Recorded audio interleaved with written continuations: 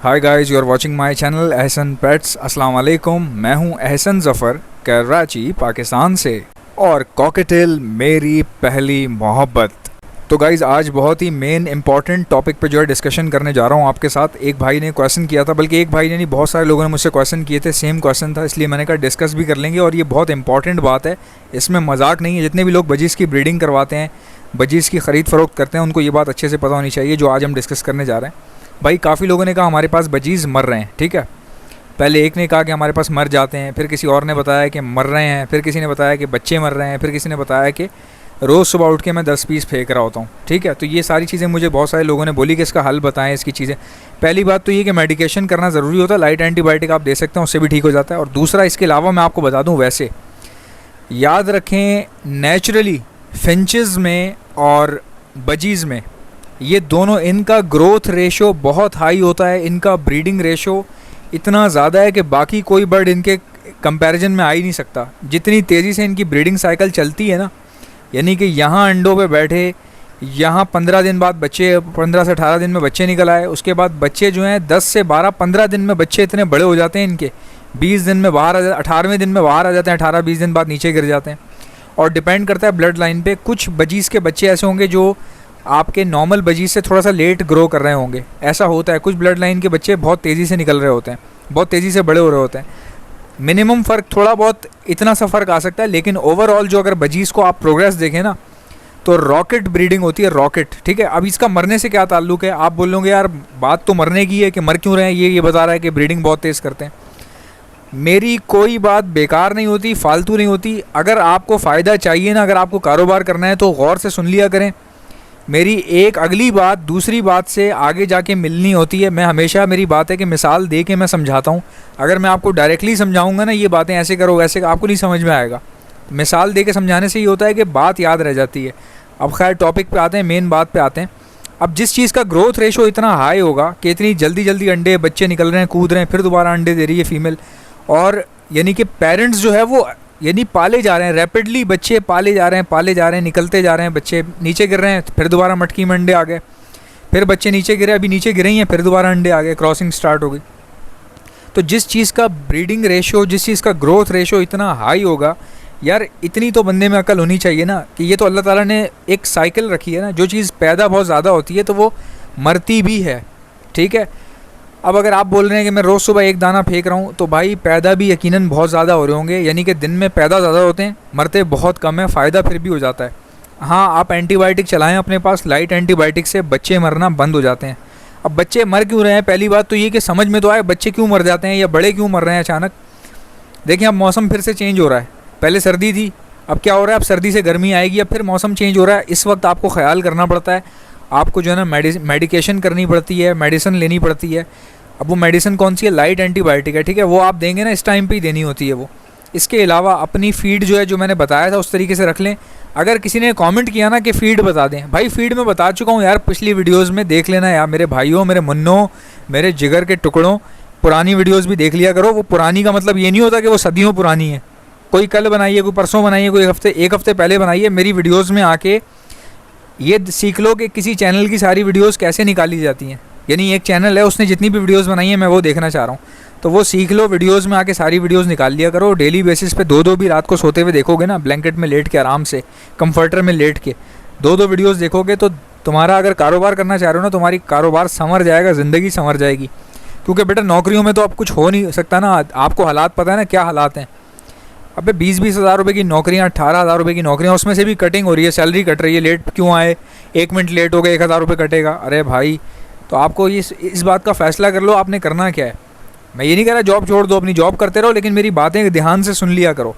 खैर, main topic पे आते हैं, बच्चे क्यों मरते हैं। बच्चों की बहुत रीज़न्स हो सकती हैं। मैंने आपको बताया मौसम चेंज हो रहा होता है, डायरिया की वजह से बच्चे ख़राब हो रहे हैं, अंदर ही अंदर मर रहे हैं। या पेरेंट्स, अगर आप सॉफ्ट फूड नहीं दे रहे थोड़ा बहुत भी, या बिल्कुल हेल्प नहीं कर रहे पेरेंट्स को, तो हो सकता है कि पेरेंट्स सही से फीड ना करवा रहे हो। फिर दूसरी बात ये, टाइम पे शफलिंग ना करना। शफलिंग का मतलब समझते हो ना, शफलिंग का मतलब एक होती है फॉस्टरिंग। फॉस्टरिंग कहते हैं कि किसी बर्ड के सारे अंडे उठा के फेंक दिए और उसके नीचे किसी और बर्ड के बच्चे रख दिए, इसको कहते हैं फॉस्टरिंग करना। एक होती है शफलिंग करना, यानी कि मेरे पास 10 जोड़े ब्रीड पे हैं, सब ने ब्रीड की हुई है, किसी के 6 बच्चे हैं, किसी के 2 बच्चे हैं, किसी के 3 बच्चे हैं। तो शफलिंग का मतलब ये होता है कि उनके बच्चे अगर डेज़ उनके बच्चों के बराबर हैं या बच्चों के दिन जो हैं वो मैचिंग वाले हैं, तो सबके पास बच्चे बैलेंस कर दिए। जिसके पास 6 थे उसके 2 निकाल के उसमें डाल दिए जिसके 2 बच्चे थे, ताकि 4-4 का रेशो या 3-3 का रेशो बराबर हो जाए और सब आराम से पाल पाएँ। अगर ये टाइम पे शफलिंग आप कर लेंगे, आपको पता होगा, तो आपको आसानी हो जाएगी, आपके बच्चे मरने से बच जाएंगे। क्योंकि एक पेरेंट्स हैं उसके पास 9 बच्चे हैं, दूसरे के पास 2 बच्चे हैं। अब एक पेयर 2 बच्चे पाल रहा है, एक 9 बच्चे पाल रहा है, तो उसके अगर 9 में से आप 3 उठा के 2 वाले में ट्रांसफ़र कर दोगे तो बैलेंस हो जाएगा कि नहीं हो जाएगा? बिल्कुल हो जाएगा। इससे आपका पास डेथ रेशो बहुत कम हो जाता है।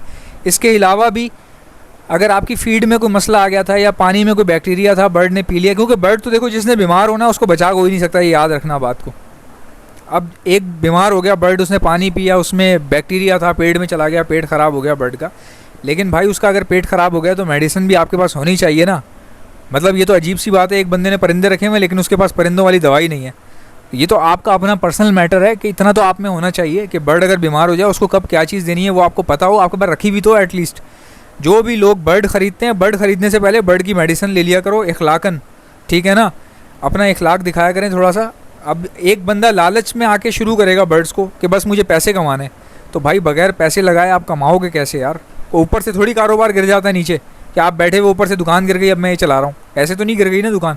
आपको दुकान खोलनी पड़ती है, माल डालना पड़ता है, स्टे करना पड़ता है, बैठना पड़ता है। 2 दिन ज़ाहिर है खुलते के साथ ही चलने नहीं लग जाएगी दुकान आपकी, टाइम लगेगा, लोग आएंगे, आहिस्ता आहिस्ता 1 साल लगेगा आपको मशहूर होने में कि भाई ये इनकी दुकान है या फ़लानी चीज़ यहाँ से मिलती है, इनकी दुकान से ये चीज़ मिलती है, रिहायशियों को पता चल जाएगा आहिस्ते आहिस्ते। हर चीज़ इस तरह चलती है। बजीज़ में भी ऐसे ही है। अब जैसे एक भाई ने बोला पंजाब में यार बजरी के रेट ही नहीं मिल रहे, 400 मिल रहे हैं, 300 मिल रहे हैं, मैं क्या करूँ, मैं रखना छोड़ दूँ? ओ भाई आप क्वांटिटी में रखो बर्ड्स, आप बढ़ाओ उनको, ठीक है? मेरे पास बहुत सारे ऑर्डर्स आते हैं जो इस्लामाबाद से आते हैं, लाहौर से आते हैं। मैं उनको बर्ड्स कराची से नहीं भेज सकता, मना कर देता हूँ मैं। वो मुझे कहते हैं कॉकटेल कार्गो करवा दो, मैं उनको मना कर देता हूँ। याद रखें, मैं बर्ड्स को कार्गो नहीं करवाता, मैं बर्ड्स की मेडिसिन कार्गो करवा देता हूँ, लेकिन जानदार चीज़ मैं नहीं करवाता कार्गो। तो अगर ऐसा कोई मेरा कस्टमर आएगा जो लाहौर से है, और अगर आप कोई मेरा ऐसा सब्सक्राइबर है जिसके पास ब्रीडिंग बहुत अच्छी आ रही है बजीज़ की, वो बेचना चाह रहा है, तो मैं उस बंदे के बिकवा सकता हूँ बड़ी आसानी से अच्छे रेट पे। तो इसीलिए कहता हूँ जब आप ब्रीड करवाते रहें, पैसों की फ़िक्र मत किया करें। जो बंदा लालच में आगे फ़िक्र करता रहता है ना, वो सारी ज़िंदगी सोचता रहता है, उसकी आधी ज़िंदगी सोचते हुए गुजरेगी, ये बिकेंगे कैसे, ये चलेंगे कैसे, ये ब्रीडिंग कैसे करेंगे। यार अल्लाह के बंदे, तुम पहले ब्रीड करवाओ, जमा करो, माल को होल्ड करना सीखो। बिकवाना मेरा काम है यार। मेरे पास ख़रीदने वाले लोग भी आते हैं, बेचने वाले लोग भी आते हैं। मुझे प्रॉब्लम नहीं है, आपकी चीज़ अगर 300 में जा रही है तो मैं चलो 500 600 नहीं 800 में निकलवा दूंगा यार। मैं मिसाल दे रहा हूँ, कराची में जो बर्ड के रेट हैं, बजीज़ के जो रेट हैं, वो रेट ये चल रहे हैं जी 600 से 800 रुपये का बजीज़ जो है ना मिलते हैं। कॉमन बजरी की बात कर रहा हूँ। अब लाहौर में जो है वो 300 से 400 या 500 से 600 बिक रहा होगा, ऐसे ही है। ये चलो 300 से 400 बिक रहा है तो मैं 600 से 800 में बिकवा दूंगा तुम्हारा। इसमें रोने वाली कौन सी बात है कि मैं ब्रीड करवाऊँ कि ना करवाऊँ, मैं सो जाऊँ कंबल ओढ़ के मर जाऊँ, मैं गर्दन काट लूँ? भाई ऐसे नहीं सोचा जाता। आप खाली ब्रीड करवाओ, ठीक है ना? माल आपके पास होना चाहिए। और इन्हीं लोगों से जब पूछो ना कितने कितने पट्ठे हैं तेरे पास बेचने के लिए, असल में 7 पट्ठे हैं। अबे 7 पट्ठों पे इतना रो रहा है यार, तू पहले ब्रीड तो करवा, जमा तो कर पहले, कुछ बिकवा देंगे हम। ऑर्डर आते हैं यार हमारे पास, मुझे लोग मेरा चैनल देखते हैं, मैं कराची में रहता हूँ, लाहौर के लोग मुझे कहते हैं हमें आपसे बर्ड चाहिए। अब मैं उन्हें समझाता हूँ भाई मैं कार्गो नहीं करवा सकता और फ़ायदा भी नहीं है, यहाँ से कार्गो करवा के वहाँ जाएगा बर्ड बहुत महंगा हो जाएगा। वो कहते नहीं हमें आपसे चाहिए।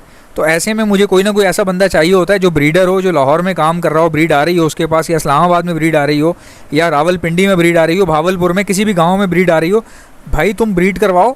मेरे पास ऑर्डर आते हैं यार, मुझे लोग मैसेज करते हैं कि भावलपुर में कोई जानने वाला है आपका जिससे हम बर्ड्स ले सकें, आपका कोई रहीम यार खान में है, आपका कोई ऐसा सिस्टम है, इस्लामाबाद में कोई बंदा बर्ड्स बेच रहा हो, हमें दिलवा दें किसी अच्छे बंदे से।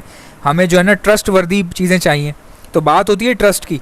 अगर तुम्हारे पास ब्रीड आ रही है, ब्रीड अच्छी आ रही है, बीमार नहीं है, साफ़ सुथरे, पहले मैं उसको अप्रूव करता हूँ। ऐसे नहीं मैं किसी को बोलता जाके उससे ले लो, सवाल ही पैदा नहीं होता। पहले मैं खुद टेस्टिंग करता हूँ, फिर जो बंदा लेने जाता है उसको बोलता हूँ वहाँ खड़े रहो, खड़े होकर तस्वीर खींचो उन बर्ड की, तस्वीर खींच के मुझे भेजो, ताकि जो बंदा बेच रहा है वो जो मुझे तस्वीरें भेज रहा है उसकी और तुम्हारी मैच कर रही है कि नहीं कर रही।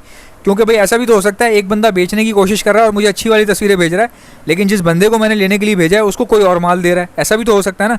तो मेरा हर काम जो है ना समझ लें कि फुल प्रूफ है, कोई बेवकूफ़ नहीं बना सकता मेरे कस्टमर को। मैं अपने कस्टमर को बोलता हूँ आप वहाँ जाओ, आप तस्वीर खींचो उस बर्ड की जो दे रहा है ये, वो मुझे भेजो व्हाट्सएप पे, फिर मैं देखता हूँ उसको, फिर मैं अप्रूव कर देता हूँ हाँ ले लो इससे, फिर वो ले लेता है। और ये चीज़ें होती हैं सारी, भरोसे का काम होता है भाई। परिंदे जगह जगह मिल रहे हैं यार, जगह जगह मिल रहे हैं। घूम फिर के बात वहीं आती है ना, इसने मुझे 2 मेल दे दिए, इसने मुझे 6 मेल दे दिए, फीमेल उसमें है नहीं, ब्रीड किससे करवाऊँ मैं, फीमेल कहाँ से लाऊँ, प्लास्टिक की फीमेल डाल दूँगा इसमें। तो ये सारा ट्रस्ट का गेम होता है। आई होप कि मेरी वीडियोस आपको अच्छी लगती होंगी। अगर आपको अच्छी लगती है तो लाइक कर दीजिएगा। अगर आप मेरे चैनल पर नए हैं, चैनल को सब्सक्राइब कर लीजिए। आपसे मुलाकात होगी चैनल नेक्स्ट।